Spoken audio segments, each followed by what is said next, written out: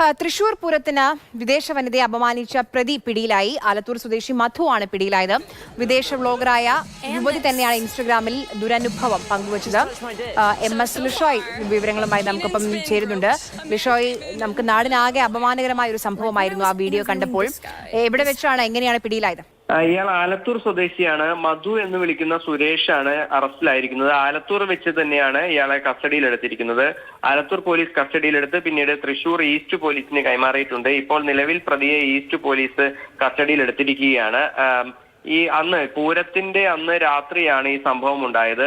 വിദേശ വ്ളോഗർ ഈ വീഡിയോ ചെയ്യുന്നതിനിടയിൽ ഈ വ്യക്തി, ഈ മധു എന്ന് പറയുന്ന വ്യക്തിയുമായി സംസാരത്തിനൊടുവിൽ ആണ് യുവതിയോട് അപമര്യാദയായി ഇയാൾ പെരുമാറിയത്. അത് അന്ന് പക്ഷേ പുറത്തു വന്നിരുന്നില്ല.